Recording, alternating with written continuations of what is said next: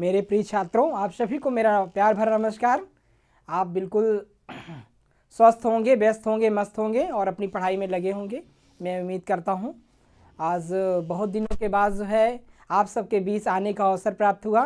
बीच में आपकी लगभग नवंबर से आपकी परीक्षाएं स्टार्ट हो गई थी और उसके बाद जो है फिर आपकी परीक्षाएं 23 दिसंबर तक चली हैं और उसी बीच में मेरी जो है लगभग 15 दिसंबर को मेरी मैरिज थी, तो मैं भी जो है थोड़ा उसी में व्यस्त था।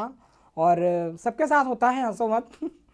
मैरिज लाइफ तो सबके साथ आनी है और रोमांटिक थी, सब अच्छा था और बिल्कुल तो उसमें भी मैं काफ़ी दिन तक जो है व्यस्त था और उसकी तैयारियों में फिर तो सब जानते ही हैं। और तो मैं आपके बीच जो है वो ऑनलाइन नहीं आ सका और ऑफलाइन भी नहीं मिलने का मौका मिला। तो आज जो है काफ़ी दिनों के बाद मैं आज मौका मिला तो मैं ऑनलाइन आज आपके सामने उपस्थित हुआ हूँ। तो मैं उम्मीद करता हूँ कि आप लोग का जो पिछले सेमेस्टर का एग्ज़ाम गया है वो अच्छा गया होगा और अच्छे नंबर से आप बिल्कुल पास होंगे, क्योंकि आप लोगों ने सब लोग एक साथ जो है मिल कर के बहुत अच्छी तैयारी की थी और आप लोगों ने अच्छा सहयोग भी किया था मेरे साथ में। तो इसीलिए मैं उम्मीद करता हूँ कि सबका एग्ज़ाम बहुत अच्छा गया होगा और जिसका भी 19-20 गया हो, कुछ थोड़ा बहुत कम भी हो, बिल्कुल डोंट वरी, आप टेंशन में लीजिए। अगले सेमेस्टर में दुगना मेहनत से आप पढ़ाई करेंगे तो वो जो चीज़ें जो परसेंटेज कम होगा वो फिर से इंक्रीज़ हो जाएगा और उसकी पूर्ति हो जाएगी। तो आज की क्लास से मैं जो है अपने फिर से जो है नए सेशन को, नए सेमेस्टर को स्टार्ट कर रहा हूँ। जो भी स्टूडेंट जो है BSCG सेकेंड सेमेस्टर और BSCG 4th और 6th में गए हैं, अब उनकी क्लासेस जो है वो कंटिन्यू ऑनलाइन ऑफलाइन चलेंगी और इसमें बिल्कुल आप जो है वो सहयोग करेंगे, बिल्कुल मेहनत से आप पढ़ेंगे और दुगना ताकत के साथ आप जो है वो फिर से आप मेहनत करेंगे कि इस बार जो है वो परिणाम बहुत अच्छा आए, क्योंकि अब समय भी कम है। अब जो यूनिवर्सिटी का जो शेड्यूल है, टाइम टेबल है, वो बहुत टाइमली हो चुका है। तो आपके एग्ज़ाम्स भी वो बिल्कुल टाइमली से होंगे। जैसा कि इस बार देखा आपने, ये हुआ था कि दिसंबर जनवरी में एग्ज़ाम्स होंगे, लेकिन इस बार एग्ज़ाम्स आपके टाइमली नवंबर में ही हो गए। तो नेक्स्ट टाइम भी जो है वो मान चलिए कि अप्रैल मई में आपके एग्ज़ाम्स हो जाएंगे। और तो इसलिए अभी से थोड़ा सा तैयारी में बिल्कुल लग जाइए और जो बच्चे फाइनल ईयर में हैं वो भी बिल्कुल पढ़ें, क्योंकि उनको कंपटीशन आगे चल के देना है। तो एक एक टॉपिक्स को बिल्कुल ध्यान से पढ़ें और इसमें हम पूरा आपका सहयोग करेंगे। एक एक टॉपिक्स का अगर आपकी कोई समस्या होती है तो उसको बिल्कुल हम डिटेल में पढ़ाएंगे और डिटेल में तभी अच्छे से पढ़ पाएंगे आप जब आप एकदम टाइमली अपनी क्लास को आप स्टार्ट कर देंगे। जैसा कि अभी आपके लिए जो है वो नेक्स्ट सेमेस्टर के लिए टाइमली बिल्कुल मैंने स्टार्ट कर दिया है न्यू ईयर के पहले से ही। तो वैसे तो यूनिवर्सिटी का शेड्यूल आपका 5 जनवरी से है, लेकिन मैंने पहले से स्टार्ट कर दिया कि आप लोग का कोई टॉपिक छूटे ना। होता क्या है कि जब एग्ज़ाम्स के करीब हम पढ़ाते हैं तो मन में कन्फ्यूज़न रहता है, केवल इंपॉर्टेंट टॉपिक्स को हम ध्यान दे पाते हैं और बहुत सारे ऐसे टॉपिक्स होते हैं जो हम नहीं पढ़ा पाते हैं आपको। तो इसलिए टाइमली इस क्लासेस स्टार्ट कर दी गई हैं हमारे महाविद्यालय की तरफ से कि आप लोग बिल्कुल एक एक टॉपिक्स को अच्छे से पढ़ सकें और इस पर फोकस कर सकें और अच्छे नंबर से आप पास हों। तो मेरा यही उद्देश्य है कि आप जो है अच्छे नंबर से पास हो और जो भी चीज़ें पढ़ें आप जो है उसको बिल्कुल ध्यान से पढ़ें, ताकि वो आपके कंपटीशन में आगे पूछी जाएँ तो आप उसको सॉल्व आसानी से कर लें। ये मेरा लक्ष्य है कि आपको सफलता दिलाना। आप सफल होंगे तो हमारी जो मेहनत है वो बिल्कुल रंग लाएगी।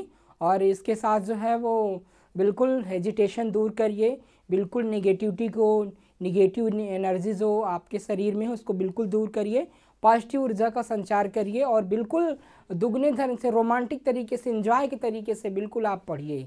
देखिए, किसी भी चीज़ को, कोई भी सिलेबस को आप देख के हैरान मत होइए।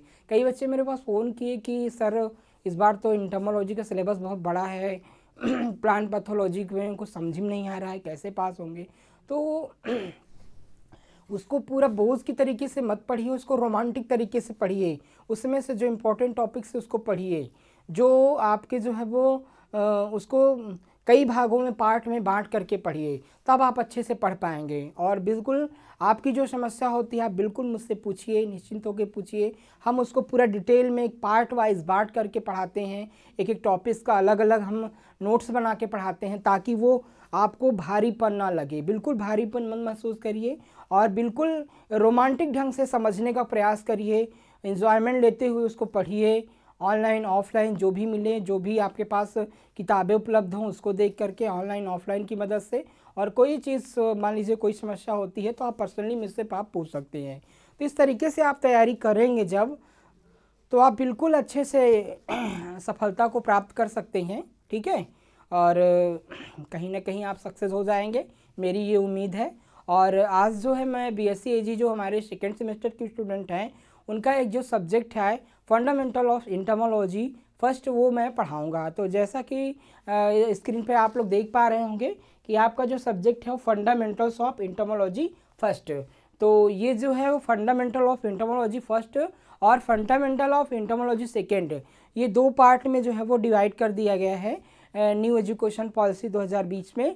तो पार्ट 1 आप इस सेकेंड में पढ़ेंगे और पार्ट 2 जो है वो थर्ड में पढ़ेंगे। तो पार्ट 1 जो है वो बेसिक चीज़ें हैं एंटोमोलॉजी की। आगे जब आप 4th में जाएंगे, 6th में जाएंगे सेमेस्टर में, 3rd में जाएंगे, तो अन्य चीज़ें आपको एंटोमोलॉजी की मिलेंगी, जिससे आप बेसिक चीज़ें आपकी तैयार रहेंगी तो आगे आपको दिक्कत नहीं होगी। और जब आप एमएससी एजी करेंगे एंटोमोलॉजी से या जेआरएफ क्वालिफाई करेंगे, जेआरएफ के एग्ज़ाम में बैठेंगे, तो वहाँ भी आपको कोई समस्या नहीं आएगी। अगर आप अभी से मेहनत किए हैं, अगर आप अभी से बेसिक जो चीज़ें हैं, जो आधारभूत चीज़ें हैं, उसको अगर अभी से आप ध्यान दिए रहेंगे तो आगे चल के आपकी जो कठिनाइयाँ हैं बिल्कुल सरल हो जाएंगी और अच्छे से आप एग्ज़ाम्स को, कंपटीशन को क्वालिफाई जो है वो कर लेंगे। एंटोमोलॉजी एक ऐसा सब्जेक्ट है कि इसमें जो भी एग्रीकल्चरल के कम्पिटिटिव एग्ज़ाम्स होते हैं, चाहे एएफओ हो, चाहे आईपीबीएस का आईबी हो, चाहे आरआरबी के एग्ज़ाम्स हो, चाहे इफ्को का हो, चाहे एजीटीए का एग्ज़ाम्स हो, चाहे पीसीएस लेवल की जो भी वैकेंसीज़ आती हैं, या फिर पीसीएस का जो एग्ज़ाम्स होता है उसमें भी लगभग 2-4 क्वेश्चन आपके रहते ही हैं। तो जितने भी एग्रीकल्चर कंपटीशन होते हैं या फिर अन्य कंपटीशंस होते हैं उसमें जो है वो लगभग 15 से 20 या फिर 2-4 क्वेश्चन आपको एग्रीकल्चर एंटोमोलॉजी से मिलेंगे ही। तो ये सारी चीज़ें काफ़ी सफलता देने में भी आपके लिए महत्वपूर्ण होती हैं। तो इसलिए मेरा कहना है कि आप अभी स्टार्टिंग से ही अपना बेस मजबूत करेंगे तो बिल्कुल आप जो है वो कभी भी कंपटीशन में बैठेंगे या किसी भी कंपटीशन में एग्रीकल्चर की पीसीएस रैंक की जो भी नौकरियां होंगी या स्टेट लेवल की जो भी एग्ज़ाम्स होंगे एग्रीकल्चर के, उसमें आप अच्छे से क्वालिफाई जो है वो कर पाएंगे। तो मेरा कहना है कि अभी से आप बिल्कुल लग जाइए और एक एक बेसिक टर्म को आप बिल्कुल ध्यान दे दिए तो आपको सफलता में जो है वो प्राप्त करने में ज़्यादा समय नहीं लगेगा और अच्छे से आप प्राप्त कर सकते हैं। तो मैं आज बीएससी जो सेकेंड सेमेस्टर के स्टूडेंट्स हैं उनको मैं पढ़ाऊँगा, जो उनको सब्जेक्ट है आपका फंडामेंटल्स ऑफ एंटोमोलॉजी फर्स्ट। तो इसको एक एक टॉपिक्स को आप ध्यान से पढ़ेंगे, कोई समस्या होती है तो आप निश्चिंत मुझसे पूछ सकते हैं। आइए छात्रों, मैं अपनी क्लास को यहीं पर स्टार्ट करता हूं। तो सबसे पहले मैं इसके अंतर्गत आपको पढ़ाऊंगा कि व्हाट इज़ एंटोमोलॉजी। एंटोमोलॉजी क्या है? तो एंटोमोलॉजी क्या है सबसे पहले हम ये जानेंगे, ठीक है ना। तो एंटोमोलॉजी जो है वो एक प्रकार का एंटोमोलॉजी क्या है? एंटोमोलॉजी। एंटोमोलॉजी 2 ग्रीक वर्ड से मिलकर बना है। कौन कौन सी ग्रीक वर्ड है? पहला है आपका जो है एंटोमोन। इंटोमोन का क्या अर्थ होता है? इसका अर्थ होता है इंसेक्ट। क्या होता है? इंसेक्ट। इंटोमोन का क्या अर्थ होता है? इंसेक्ट होता है। और दूसरा जो है लॉगस। लॉगस क्या है? एक प्रकार का आपका ग्रीक वर्ड है और ग्रीक वर्ड क्या मतलब होता है लॉगस का? नॉलेज, ठीक है ना। तो एंटोमोलॉजी किस भाषा से लिया गया है? सबसे पहला आपका आंसर बन रहा है ग्रीक भाषा से। किससे? एंटोमोलॉजी किससे लिया गया है? ग्रीक भाषा से लिया गया है, ग्रीक लैंग्वेज से। और दूसरा क्या है? यह 2 शब्दों से मिलकर बना है। एंटोमोन जिसका अर्थ होता है इंसेक्ट यानी कीट, तथा लॉगस जिसका अर्थ होता है नॉलेज या ज्ञान प्राप्त करना, ठीक है ना। तो इस प्रकार से हम कह सकते हैं कि एंटोमोलॉजी 2 शब्द से मिलकर बना है।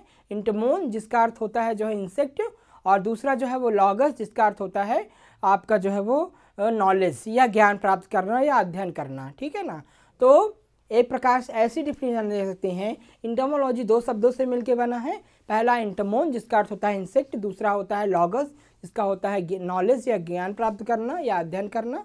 हाँ, इसके या जो है हम कीट विज्ञान वह विज्ञान होता है जिसमें हम कीटों का अध्ययन करते हैं, कीटों के विषय में ज्ञान प्राप्त करते हैं। हाँ, तो ऐसी एक डिफिनीशन हो सकती है। या फिर एक डिफिनीशन है कीट विज्ञान जंतु विज्ञान की वह शाखा है, यानी जूलॉजिकल साइंस, जूलॉजी की वह ब्रांच है, जंतु विज्ञान की वह शाखा है जिसके अंतर्गत हम कीटों का अध्ययन करते हैं। ठीक है ना। तो ये जो एंटोमोलॉजी है ये जंतु विज्ञान की एक शाखा है, ब्रांच है। ठीक है ना। इसके अंतर्गत हम केवल कीट का अध्ययन करते हैं। जो जंतु विज्ञान है उसमें लगभग जो है वो 12 लाख प्रजातियाँ जो है वो आती हैं। ठीक है। जंतु विज्ञान के अंतर्गत कितने, लगभग जीव जंतुओं की 12 लाख प्रजातियाँ आती हैं, इसमें से लगभग 6 से 7 लाख प्रजातियाँ जो है वो कीट वर्ग में आती हैं। कीट वर्ग की सबसे बड़ी प्रजातियाँ जो है होती हैं। ये जो है आपके जो जंतु विज्ञान होता है, जो आपका जूलॉजी होती है, इसमें कई प्रकार की जो है वो कम्युनिटी, लगभग 20 समुदाय होते हैं। ठीक है ना। 20 समुदाय होते हैं, यानी जो 20 आपके फाइलम है वो 20 होते हैं, जिसमें से लगभग आपके लगभग जो एक इंसेक्टा है उसमें कीट वर्ग को जो है वो रखा गया है। ठीक है ना। तो जिसमें से सबसे बड़ा जो है वो 20 समुदाय में जो सबसे बड़ा फाइलम होता है वो होता है आर्थ्रोपोडा। आर्थ्रोपोडा सबसे बड़ा संघ होता है, जिसमें लगभग 4 से लगभग आपके 6 क्लासीफाई 6 आर्थ्रोपोडा को 6 भागों में वर्गीकृत किया गया है, जिसमें से एक भाग जो है वो आपका इंसेक्टा होता है। इंसेक्टा के अंतर्गत जो है वो सभी कीटों को जो है वो रखा गया है। ठीक है। तो ये चीज़ें होती हैं। तो एक प्रकार का जो है जो आपका एंटोमोलॉजी है वो जंतु विज्ञान की वह शाखा है जिसके अंतर्गत हम जो है वो कीटों का अध्ययन करते हैं। ठीक है ना। तो इस प्रकार से हम इसको डिफाइन कर सकते हैं। इसके बाद क्या आता है, जिसके अंतर्गत कीट के विभिन्न पहलुओं का भी अध्ययन किया जाता है, या एक डिफिनेशन ऐसे भी हम कर सकते हैं कि जिसके अंतर्गत जो है वो कीट की विभिन्न स्टेजेस जो होती हैं, विभिन्न पहलू होते हैं, उनका जो लाइफ साइकिल होता है, कैसे लाइफ साइकिल में परिवर्तन होता है, कौन कौन सी स्टेजेस आती हैं, उन सभी का अध्ययन जो है हम ये कीट विज्ञान या एंटोमोलॉजी के अंतर्गत जो है वो करते हैं। इसके बाद क्या है कि जंतु जगत में लगभग 20 समुदाय हैं। ठीक है ना। जो आपका जो है वो जो जूलॉजिकल वर्ड है उसमें 20 प्रकार के समुदाय होते हैं। 20 समुदाय में समुदाय क्या होता है, समुदाय होता है दो प्रत्येक जो जीव होता है वो एक समुदाय में रहता है, एक समूह में रहता है। ठीक है ना। प्रत्येक जीव जंतु की प्रवृत्ति होती है वो अपने ही समान जीवों पे समूह में रहता है, ग्रुप्स में रहता है। तो ये जो दो या दो से अधिक जो समूह होते हैं उसको एक समुदाय कहते हैं, कम्युनिटी कहते हैं। तो ये लगभग जंतु जगत में 20 प्रकार के समुदाय होते हैं, जिसमें से सबसे बड़ा जो समुदाय होता है वो होता है आर्थ्रोपोडा। क्या होता है, आर्थ्रोपोडा। तो आर्थ्रोपोडा जो है वो सबसे बड़ा जो है वो समुदाय होता है आपके जंतु जगत का। आर्थ्रोपोडा समुदाय के अंतर्गत जो है वो कई वर्ग आते हैं। ठीक है ना। जिनमें से कीट वर्ग अत्यधिक जो है जटिल एवं विशाल होता है। ठीक है ना। तो कई वर्ग आते हैं आर्थ्रोपोडा के अंतर्गत, जिसमें जो है वो जो कीट वर्ग आता है वो सबसे विशाल होता है, यानी जो इंसेक्टा होता है वो सबसे बड़ा वर्ग उसके अंतर्गत जो है वो होता है, जिसमें बहुत सारे कीट जो है वो पाए जाते हैं। इसका स्क्रीनशॉट ले लीजिए।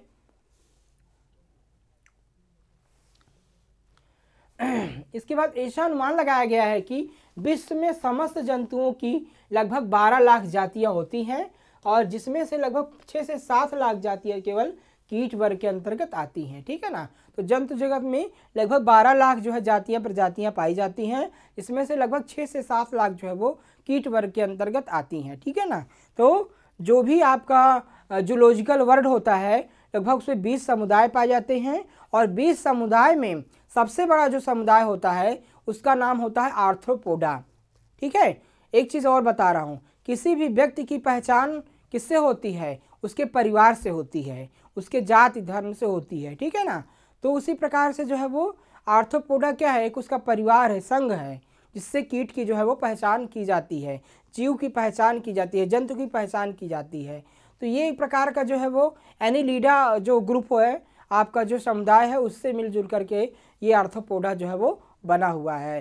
तो इसके अंतर्गत लगभग कई प्रकार, लगभग 6 प्रकार के इसका 6 प्रकार से इसको क्लासीफाई किया गया है आर्थ्रोपोडा को। ठीक है ना। वो अलग, जिसमें से एक सबसे बड़ा जो इसका क्लासीफाई सबसे बड़ा जो वर्ग होता है वो होता है इंसेक्टा। तो इंसेक्टा में लगभग 6 से 7 लाख प्रजातियां जो है वो आती हैं, जिसमें कीट वर्ग को जो है वो रखा गया है। ठीक है। इसके बाद बात आती है कीट विज्ञान की मुख्य शाखाएं, ब्रांचेज ऑफ एंटोमोलॉजी। ठीक है ना।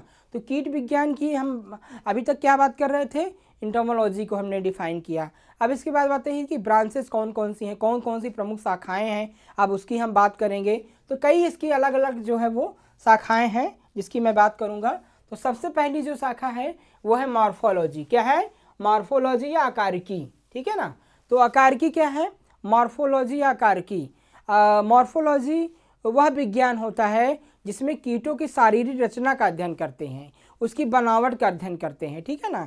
जैसे किसी ही मानव का अध्ययन कर रहे हैं तो उसकी शारीरिक रचना कैसी है, कैसे उसके शरीर की बनावट कैसी है, कैसे उनका जो है वो ढांचा तैयार है, उस सभी का अध्ययन हम मॉर्फोलॉजी के अंतर्गत कहते हैं। ठीक है ना। यानी शरीर की रचना के अध्ययन को हम आकार की आकृति विज्ञान भी कहते हैं। ठीक है ना। वो आकृति मतलब उसका कैसी आकृति है, कैसी उसकी बनावट है, उसका हम अध्ययन किस में करते हैं? मॉर्फोलॉजी में कहते हैं। कभी कभी शॉर्ट में क्वेश्चन रहता है कि मॉर्फोलॉजी विज्ञान है, मॉर्फोलॉजी के अध्ययन के अंतर्गत अध्ययन करते हैं कीटों की शरीर का, कीटों के आंतरिक अंग, कीटों के बाहरी अंग, कीटों कुछ कई प्रकार के ऑप्शन दिए रहेंगे। तो हम क्या अध्ययन लगाएंगे? कीटों के शरीर की रचना का अध्ययन करते हैं। किस चीज़ का अध्ययन करते हैं? कीटों के शरीर की रचना का अध्ययन करते हैं, और इसे आकृति विज्ञान भी कहते हैं। और इसे जो है इसकी कई प्रकार की उपशाखाएं भी होती हैं, सब ब्रांचेस में भी इसको जो है वो अलग अलग डिवाइड किया गया है। जैसे इसकी एक ब्रांच है हिस्टोलॉजी है। हिस्टोलॉजी में क्या अध्ययन करते हैं? जैसे आपका ऊतक विज्ञान, टिश्यूज़ का, इंसेक्ट के जो कीट की जो बॉडी होती है उसके जो ऊतक होते हैं, टिश्यूज़ होते हैं, उसका मुख्यतः जो है वो अध्ययन जो है इसके अंतर्गत किया जाता है। तो इस प्रकार से अलग अलग प्रकार की इसकी जो है वो शाखाएं जो है वो बांटा गया है। इसके बाद जो है वो एक होता है कोशिका विज्ञान, यानी सेल। तो उसके अंदर इंसेक्ट के जो बॉडी के जो सेल्स होते हैं उसका भी अध्ययन हम जो है उसके अंतर्गत करते हैं। जो बॉडी की कोशिकाएं हैं किस प्रकार से मिलके बनी हैं, कैसी उनकी संरचना है, उसका अध्ययन हम जो है उसमें भी करते हैं। एक शाखा इसकी जो है वो एनाटॉमी है। एनाटॉमी काफ़ी इंपॉर्टेंट आपकी ब्रांच है। तो इनके अंतर्गत जो है वो कीटों के बाह्य एवं आंतरिक भागों का अध्ययन करते हैं। किस चीज़ का? कीटों के बाह्य एवं आंतरिक भागों का अध्ययन जो है करते हैं। इसके अंतर्गत कीटों के बाह्य एवं आंतरिक भागों का जो है वो अध्ययन किया जाता है। ठीक है ना।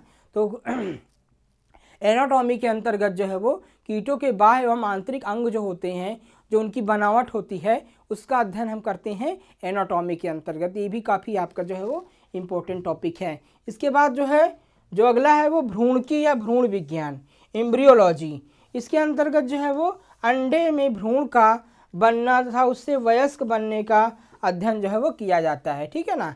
इसमें क्या होता है कि एम्ब्रियोलॉजी के अंतर्गत जो है वो जो एम्ब्रियोनिक डेवलपमेंट होते हैं, इंसेक्ट के अंदर जो एम्ब्रियोनिक परिवर्तन होते हैं, कीटों के जो भ्रूण का जो विकास होता है, जो एग से निम्फ बनना, निम्फ से एडल्ट बनना, फिर उसके बाद जो है उनका कई प्रकार के वो बॉडी में परिवर्तन आते हैं, उस सभी का अध्ययन जो है वो हम एम्ब्रियोलॉजी के अंतर्गत करते हैं। एम्ब्रियो का मतलब होता है भ्रूण, भ्रूण का कैसे निर्माण होता है, फिर भ्रूण से कैसे वयस्क बनता है, इन सभी का अध्ययन हम जो है वो एम्ब्रियोलॉजी के अंतर्गत जो है वो करते हैं। ठीक है।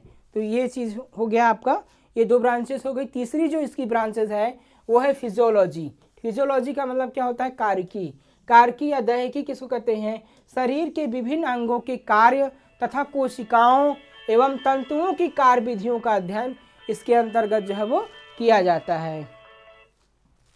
तो इस प्रकार से क्या होता है? शरीर के विभिन्न अंगों के कार्य तथा कोशिकाओं एवं तंतुओं की कार्य विधियों का अध्ययन जो है इसके अंदर किया जाता है। ठीक है ना। तो फिजियोलॉजिकल जो एक्टिविटीज़ होती हैं किसी भी बॉडी में, जैसे ह्यूमन के अंदर जो फिजियोलॉजिकल एक्टिविटीज़ क्या हैं, जैसे पाचन हो गया, ठीक है ना, रक्त परिसंचरण हो गया, आपका जो है वो डाइजेशन हो गया, आपका जो है वो न्यूरॉन्स हो गए, न्यूरो सिस्टम का चलना, ठीक है, हार्ट बीट का चलना। तो जो भी शारीरिक क्रियाएं, एक्सक्रीशन सिस्टम, जो भी शारीरिक क्रियाएं संचालित हो रही हैं उसी को हम कहते हैं फिजियोलॉजिकल एक्टिविटीज़। ठीक है ना। तो किसी भी जीव में ये दैहिक क्रियाएं जो है वो स्वतः ही चलती रहती हैं। ठीक है। क्या हम अपने पाचन को रोक सकते हैं? क्या हम अपने हार्ट बीट को रोक सकते हैं? कभी नहीं ना। ये स्वतः क्रियाएं जो है वो बॉडी के अंतर्गत जो है वो चलती रहती हैं। हेलो सर, क्लास में हैं, अभी फ़ोन कर रहे हैं सर। तो इस प्रकार से जो है क्या करते हैं कि ये तमाम प्रकार की जो शारीरिक क्रियाएं होती हैं ये स्वतः ही संचालित होती रहती हैं। तो इसी प्रकार से जो प्लांट के अंतर्गत हो, चाहे एनिमल्स के अंतर्गत हो, चाहे आपके इंसेक्ट के अंतर्गत हो, ये क्रियाएं सब में जीवों में जो है वो चलती रहती हैं। तो इस प्रकार से इंसेक्ट के अंतर्गत भी जो है वो ब्लड का सर्कुलेशन हो गया, रेस्पायरेशन हो गया, डाइजेशन हो गया, ये सारी क्रियाएं जो है वो चलती रहती हैं। उसी सब का अध्ययन जो है हम फिजियोलॉजिकल के अंतर इंसेक्ट फिजियोलॉजी में जो है वो अध्ययन इसका करते हैं। उसके बाद हो गया वर्गीकरण विज्ञान, टैक्सोनॉमी। टैक्सोनॉमी क्या है? इसमें कीटों के वर्गीकरण एवं उनके लक्षणों का अध्ययन जो है वो किया जाता है। तो वर्गीकरण विज्ञान भी इसे कहते हैं, इसको इंग्लिश में टैक्सोनॉमी कहते हैं। देखिए, किसी भी कोई भी जीव हो उसको हम आइडेंटिफाई कैसे करते हैं? उसके परिवार से करते हैं। कोई जैसे मनुष्य हम ही लोग हैं, हम लोग का आइडेंटिफिकेशन कैसे होगा, हमारी पहचान कैसे होगी? पहले हमारे लोग जो है वो परिवार को जानेंगे, कहाँ के निवासी हैं, उनका परिवार कैसा है, मतलब परिवार जो है किस परिवार से बिलोंग करते हैं, तब हमारा जो है वो हमारी आसानी से पहचान जो है वो हो पाएगी। तो उसी प्रकार से किसी भी जीव की पहचान के लिए उसका एक परिवार का हम अध्ययन करते हैं, उसको नॉमेनक्लेचर का अध्ययन करते हैं। तो इंसेक्ट का जो नॉमेनक्लेचर है, जो international zoological nomenclature system decide किया गया है, किसी भी जीव का नामांकरण किया गया है कि पूरे वर्ल्ड में किसी जीव को, जंतु को एक ही नाम से जो है वो प्रॉपर इसका जो मेन नॉमेनक्लेचर होगा वो एक ही नाम से होगा। तो नॉमेनक्लेचर जो उसका किया गया है, ठीक है ना, इसे मनुष्य का क्या है, होमो सैपियंस है। होमो सैपियंस ऑल वर्ल्ड में उसको होमो सैपियंस के नाम से ही जाना जाएगा, भले लोकल भाषा कोई भी हो। इस प्रकार से प्रत्येक जीव जंतु का, पेड़ पौधे का एक नॉमेनक्लेचर डिसाइड किया गया है, सिस्टमेटिक उसका क्लासिफिकेशन किया गया है, उसके जीनस, उसके स्पीसीज़, उसके जो है वो साइंटिफिक नेम, उसका जो है वो फाइलम, उसकी फैमिली, अदर पे सब पे सिस्टमेटिक एक उसको क्लासीफाई किया गया है, जिससे हम उसको आसानी से पहचान सकें। और उसके जो है वो विशेष लक्षणों के आधार पे उसको लक्षण को डिसाइड किया गया है, उन्हीं लक्षणों के आधार पे उसको हम आसानी से पहचान सकते हैं। तो इस प्रकार से जीवों की सही पहचान के लिए उनके जो है वो कुछ विशेष लक्षण एवं उनका सिस्टमेटिक क्लासीफाई जो है वो किया गया है। इन सभी का अध्ययन हम जो है वो टैक्सोनॉमी या वर्गीकरण विज्ञान के अंतर्गत जो है वो करते हैं। ठीक है, इसका स्क्रीनशॉट ले लीजिए। इसके बाद जो पांचवी इसकी शाखा है वो है इकोलॉजी, ठीक है ना, पारिस्थितिकी या वातावरण विज्ञान, ठीक है ना। तो आप जो है वो लगभग 12 की क्लास में भी आप पढ़े होंगे इन्वायरमेंट, पर्यावरण। पर्यावरण के अंतर्गत आप पारिस्थितिकी पढ़े होंगे। पारिस्थितिकी क्या होती है? कोई भी जीव जंतु जिस वातावरण में रहता है, जिस पर्यावरण में रहता है, उस जीव का वातावरण के साथ क्या संबंध है, इसका अध्ययन जो है वो हम पारिस्थितिकी के अंतर्गत करते हैं। तो कीटों का जो है वो उनके वातावरण, उनके पर्यावरण, उनके रहन सहन से क्या संबंध होता है, इन सभी का अध्ययन हम कीट पारिस्थितिकी के अंतर्गत या फिर इंसेक्ट इकोलॉजी के अंतर्गत जो है वो करते हैं। जो क्योंकि प्रत्येक जीव जंतु, मनुष्य जो है वो अपने वातावरण, अपने पर्यावरण से जुड़ा होता है, ठीक है ना, और उसके जीवन, उसके लाइफ साइकिल में, जीवन चक्र में उस वातावरण का प्रभाव हमेशा पड़ता है। किस प्रकार से? वातावरण के अनुसार ही व्यक्ति में परिवर्तन आता है। व्यक्ति का वृद्धि एवं विकास उसके वातावरण से संबंधित होता है, ठीक है ना। तो वातावरण में जैसे परिवर्तन आता है वैसे ही उसका वृद्धि विकास भी प्रभावित जो है वो होता है। जैसे मान लीजिए हम जो है वो ठंडी के दिनों में स्वेटर पहन लेते हैं और गर्मी के दिनों में पतले कपड़े पहनते हैं, तो ये हमारा क्या है, हम वातावरण के अनुसार अपने आप को ढाल लेते हैं, ठीक है ना। जो बरसात के दिनों में हम उस तरह बरसात के तरीके के कपड़े पहनते हैं, उस तरह रहते हैं। तो ये वातावरण के अनुसार हमको ढलना ही पड़ता है। अगर नहीं ढलेंगे तो हम परेशान हो जाएंगे, बीमार पड़ जाएंगे, मर जाएंगे, हम सर्वाइव जो है वो नहीं कर पाएंगे। तो पर्यावरण बहुत ही प्रभाव डालता है किसी भी जीव और किसी भी मनुष्य के जीवन के लिए। तो उसी प्रकार से जो वातावरण होता है ये कीटों के वृद्धि विकास पे भी प्रभाव डालता है। कीटों का वृद्धि, उनका खाना, उनका रहना, ये सारी चीज़ें वातावरण पे डिपेंड होता है। ठंडे के मौसम में उनका रहन सहन अलग होता है, खान पीन अलग होता है, और जब गर्मी के दिनों में उनका खाना पीना रहना अलग होता है। तो इस प्रकार से जो है वो वातावरण के अनुसार ही उनके जीवन पे भी उसका प्रभाव जो है वो पड़ता है। और इसी का जो वातावरण का और इंसेक्ट का क्या संबंध होता है, इन सभी का इंसेक्ट के जीवन में क्या प्रभाव पड़ता है, इन सभी का अध्ययन हम किसके अंतर्गत करते हैं, इंसेक्ट इकोलॉजी या पारिस्थितिकी के अंतर्गत जो है वो करते हैं। तो जब इनका हम इफेक्ट इंसेक्ट के ऊपर जानेंगे तभी इसको हम सही से नियंत्रित कर पाएंगे। इनका फीडिंग हैबिटेट क्या है, मौसम के अनुसार किस प्रकार से इनका परिवर्तन होता है, किस प्रकार से मल्टीप्लिकेशन होता है, किस प्रकार से इनका जो है वो फीडिंग नेचर होता है, इन सभी का अध्ययन हम इंसेक्ट इकोलॉजी के अंतर्गत जो है वो करते हैं। काफ़ी इंटरेस्टिंग टॉपिक है, आप लोग थर्ड सेमेस्टर में जाएंगे तो इसको पढ़ेंगे, ठीक है। तो ये चीज़ें जो है वो इंसेक्ट इकोलॉजी के अंतर्गत करते हैं, यानी कीटों का जो है वो उनके वातावरण और उनके पर्यावरण के साथ क्या संबंध होता है, इसका अध्ययन इस शाखा के अंतर्गत जो है वो किया जाता है। आर्थिक दृष्टिकोण को, अब ये तो हो गया 5 जो है क्लासिफिकेशन। अब आर्थिक दृष्टिकोण या कॉमर्शियल पर्पस को ध्यान में रखते हुए कीटों के संबंधों को देखते हुए कीट विज्ञान का विभाजन निम्नलिखित शाखाओं भी किया गया है, ठीक है ना। तो आर्थिक दृष्टिकोण यानी कॉमर्शियल पर्पस, या फिर इसको हम कह सकते हैं कि लाभ के पर्पस से। आर्थिक दृष्टिकोण का मतलब हो गया लाभ, मनी, या कॉमर्शियल पर्पस को हम जब देखेंगे तब फिर उससे हम इंसेक्ट को कई प्रकार से हम इसकी कई अलग अलग शाखाएं को हम क्लासीफाई जो है वो कर सकते हैं। तो आर्थिक दृष्टिकोण से अगर हम देखेंगे तो इसको हम अलग अलग प्रकार से भी कीट विज्ञान का विभाजन जो है वो किया गया है। तो आर्थिक दृष्टिकोण से किस प्रकार से इसको क्लासीफाई किया गया है, आइए जो है वो जानते हैं। पहला है कृषि कीट विज्ञान, एग्रीकल्चरल इंटमोलॉजी, ठीक है ना। पहला क्या है, आर्थिक दृष्टिकोण से एग्रीकल्चरल इंटमोलॉजी। एग्रीकल्चरल इंटमोलॉजी, अभी तक तो हम बात कर रहे थे आपसे केवल कृषि कीट विज्ञान, केवल कीट विज्ञान की यानी इंटमोलॉजी की। अब बात कर रहे हैं एग्रीकल्चर इंटमोलॉजी की। हम लोग क्या हैं, आप लोग क्या हैं, एग्रीकल्चर के स्टूडेंट हैं, एग्रीकल्चर पढ़ रहे हैं, एग्रीकल्चर साइंस पढ़ रहे हैं। तो यहाँ पर आपको जो है वो पूरे इंसेक्ट को पढ़ने की ज़रूरत नहीं है, आपको केवल उन्हीं इंसेक्ट को पढ़ना है जो कृषि संबंधित हो, फसलों से संबंधित हो, फसलों को प्रत्यक्ष अप्रत्यक्ष रूप से नुकसान पहुँचाते हों, फसलों पर अपना प्रभाव दिखाते हों। केवल उन्हीं इंसेक्ट का आपको अध्ययन जो है वो इसके अंतर्गत करना है। तो ये जो है वो कृषि कीट विज्ञान के अंतर्गत जो है वो हम उन्हीं कीटों का अध्ययन करते हैं जो फसलों से संबंधित होते हैं, ठीक है ना, जो फसलों को प्रभावित करते हैं, उन्हीं कीटों का अध्ययन हम जो है वो आपका एग्रीकल्चर इंटमोलॉजी के अंतर्गत करते हैं। इसके अंतर्गत केवल ऐसे कीटों का अध्ययन किया जाता है जो कि फसलों से सीधे संबंधित होते हैं, ठीक है ना, फसलों को सीधे प्रभावित करते हैं, उन्हीं का अध्ययन जो है वो हम करते हैं, उन्हीं का अध्ययन केवल करते हैं।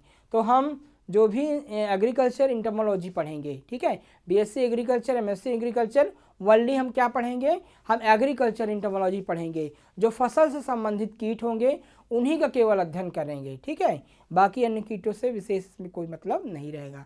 तो हम उन्हीं का अध्ययन करेंगे जो फसलों से संबंधित होंगे।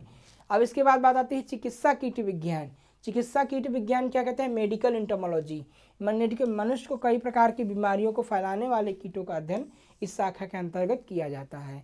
तो मेडिकल इंटमोलॉजी में भी आप कैरियर बना सकते हैं। मेडिकल इंटमोलॉजी में क्या होता है, जो आपके मेडिकल से संबंधित हो, मनुष्य को प्रभावित करते हों, जैसे मच्छर हो गया, आपका घरेलू मक्खी हो गया, अन्य कई प्रकार के कीट हो गए, डांस फ्लाई हो गया। ये कई प्रकार के जो कीट होते हैं ये मनुष्य में कई प्रकार की बीमारियां फैलाते हैं, मनुष्य को बीमार करते हैं, मनुष्य में कई प्रकार की जो है वो बीमारियों को अस्वस्थ से स्वस्थ में फैलाते हैं। तो इस प्रकार के जितने भी इंसेक्ट पेस्ट हैं उसका अध्ययन हम मेडिकल इंटमोलॉजी में या फिर चिकित्सा कीट विज्ञान में अध्ययन इसका किया जाता है। इसके बाद होता है तीसरी जो शाखा है पशु चिकित्सा कीट विज्ञान, वेटनरी इंटमोलॉजी। तो ऐसे कीटों का अध्ययन किया जाता है जो पशुओं को लाभ हानि पहुंचाते हैं, ठीक है ना। कुछ ऐसे इंसेक्ट पेस्ट हैं, कई प्रकार के इंसेक्ट पेस्ट हैं, जैसे डांस मक्खी हो गया, घरेलू मक्खी हो गया, अन्न मक्खी हो गई, अन्य जीव हो गए जो है पशुओं को हानि पहुंचाते हैं, पशुओं में कई प्रकार की बीमारियां फैलाते हैं, पशुओं को जो है वो खून को चूसते हैं। तो इस प्रकार से उनका अध्ययन हम जो है वो वेटनरी एंटोमोलॉजी के अंतर्गत जो है वो करते हैं, ठीक है। तो ये जो है वो कई शाखाएं थी, इसका स्क्रीनशॉट ले लीजिएगा आप लोग। इसके बाद चौथी जो इसकी ब्रांचेस है औद्योगिक कीट विज्ञान। औद्योगिक कीट विज्ञान में क्या आता है आपका इंडस्ट्रियल एंटोमोलॉजी। इंडस्ट्रियल का मतलब उद्योग धंधों से संबंधित है। कई प्रकार के जो उद्योग हैं वो जो है वो कीटों पे डिपेंडेंट हैं, कीटों के ऊपर निर्भर हैं। कीटों से आर्थिक दृष्टि से लाभकारी जो है वो कुछ हमारे लिए बेनिफिशियल इंसेक्ट हैं, जिसे महत्वपूर्ण लाभकारी कीट हैं। जैसे आपके जो है वो जैसे रेशम उद्योग किस पे डिपेंड है, रेशम कीट पे निर्भर है। रेशम से कई सारे वस्त्र बनाए जाते हैं, साड़ियाँ बनाई जाती हैं, रेशम के कपड़े बनाए जाते हैं, ठीक है ना। तो रेशम उद्योग किस पे निर्भर है, रेशम कीट से। रेशम कहाँ से प्राप्त होता है, रेशम एक प्रकार का रेशमी कीट होता है जो अपने कोकून से रेशम का निर्माण करता है, ठीक है ना। फिर उसको कई प्रकार की प्रक्रियाएं होती हैं जिससे हम पक्का रेशम जो है वो तैयार करते हैं। इसका नाम क्या होता है, रेशम के कीट का क्या नाम होता है, बॉम्बेक्स मोराई। तो ये जो रेशम का कीट होता है इससे रेशमी धागे बनाए जाते हैं, रेशमी धागे से रेशमी वस्त्र जो है वो तैयार किए जाते हैं। तो इस पर रेशम कीट से रेशमी उद्योग डिपेंडेंट होता है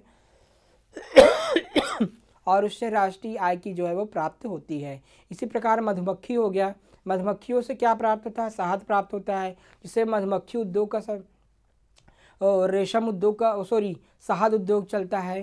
शहद से जो है वो बेच विक्रय से कई प्रकार की मुद्रा प्राप्त होती है, आय प्राप्त होती है, जो एक प्रकार का बिजनेस है, ठीक है। तो ये भी एक औद्योगिक एंटोमोलॉजी है। तीसरा जो है लाख होता है, एक प्रकार का लाख कीट होता है जिससे लाख तैयार होती है। लाख से कई प्रकार की सौंदर्य प्रसाधन की सामग्री तैयार होती है, खिलौने तैयार होते हैं, चूड़ियाँ तैयार होती हैं। तो ये भी एक प्रकार के उद्योग का संचालन जो है वो करता है। तो ये कई प्रकार के इंसेक्ट होते हैं जो कई प्रकार के उद्योग धंधों को संचालित होते हैं, बेनिफिशियल होते हैं, आर्थिक दृष्टिकोण से महत्वपूर्ण होते हैं, जिससे कई प्रकार की इंडस्ट्रियां जो है वो चल रही हैं। तो इनका अध्ययन हम इंडस्ट्रियल एंटोमोलॉजी के अंतर्गत जो है वो करते हैं। पांचवा क्या होता है, वन कीट विज्ञान, फॉरेस्ट एंटोमोलॉजी।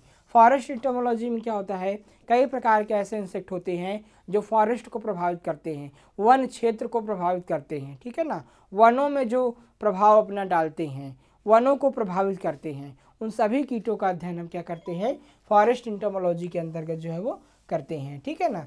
तो ये प्रकार के जो है वो ये अलग अलग इनकी जो है वो ब्रांचेस जो है वो होती हैं।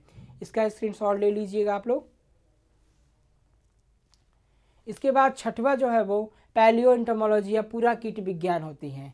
इसकी शाखा के अंतर्गत जो है वो कीटों के अवशेषों फॉसिल्स का अध्ययन किया जाता है जो पृथ्वी की खुदाई से मिलते हैं। इससे यह ज्ञात होता है हजारों साल पहले किस प्रकार के कीट थे और उनका आधुनिक कीटों से क्या संबंध होता है, ठीक है ना। तो इस प्रकार से क्या है, जैसे आज भी जो है वो जो हमारी जो है कई प्रकार के जो है वो खदानों या भूस्थल को खुदाई जब होती है तो उसमें कई प्रकार के जो है वो जीव जंतुओं के अवशेष प्राप्त होते हैं, ठीक है ना। मनुष्य के अवशेष प्राप्त होते हैं, पुराने मनुष्य के अवशेष प्राप्त होते हैं। तो उस समय क्या था कि हजारों साल पहले उसके रूपरेखा दूसरी, शारीरिक बनावट दूसरी रहती थी। आधुनिक जो है वो जीव जंतु की शारीरिक बनावट अलग रहती है, ठीक है। जैसे हम ही मानव में हम जो मनुष्य है वो एक प्रकार के हमारे पूर्वज जो है वो बंदरों जैसे चलते थे, धीरे धीरे बंदरों जैसे उनका रहन सहन था, धीरे धीरे शारीरिक विकास होता गया, बौद्धिक विकास हो गया, मानसिक विकास होता गया, तब जाके आधुनिक मानव में उनका परिवर्तन हुआ है। उसी प्रकार से कीटों में भी कीटों का जो पुराने हजारों साल पहले उनकी रूपरेखा दूसरी रही होगी, शारीरिक बनावट उनकी दूसरी रही होगी। तो जब कभी वो खुदाई में प्राप्त होते हैं तो फिर उसको हम अध्ययन करते हैं, उनकी बॉडी संरचना का अध्ययन करते हैं, फिर उसका हम जो है वो नए कीटों जो आधुनिक कीट हैं उनसे हम उनको मैच करते हैं, क्या परिवर्तन हुए हैं, पहले क्या था अब क्या था, इन सभी का अध्ययन हम जो है वो पैलियो एंटोमोलॉजी के अंतर्गत जो है वो करते हैं। तो इस प्रकार से हमें पता चलता है कि कीटों के जीवन में किस प्रकार से परिवर्तन हो रहा है। तो ये थी जो है वो कीटों की आपके एंटोमोलॉजी की मुख्य शाखाएँ जो आप जो है वो पढ़ेंगे डिटेल में। तो ये काफ़ी इम्पोर्टेंट था आपके लिए। कंपटीशन में भी कभी कभी पूछा जाता है 1-2 क्वेश्चन अक्सर जो है वो, और एकेडमिक में भी आपसे पूछा जाता है। तो इनको बिल्कुल एक एक टॉपिक को तैयार कर लीजिएगा, और किसी प्रकार की कोई समस्या आती है तो निसंकोच आप जो है मुझसे पूछ सकते हैं। और बिल्कुल आप अभी से आप एकदम एनर्जेटिक तरीके से बिल्कुल आप पढ़ाई करिए, आप ज़रूर सफल होंगे। और जो भी फाइनल ईयर के बच्चे हैं, 6 सेमेस्टर में हैं, वो अपनी कंपटीशन की तैयारी भी शुरू कर दें, और एकेडमिक का भी पढ़ें, कंपटीशन भी पढ़ें। तो ज़्यादा दोनों मेहनत करनी है उनको, और आगे आसानी से सफलता जो है वो प्राप्त कर सकते हैं। हम हर कदम पे उनके साथ हैं। आप सभी छात्रों का बहुत बहुत धन्यवाद।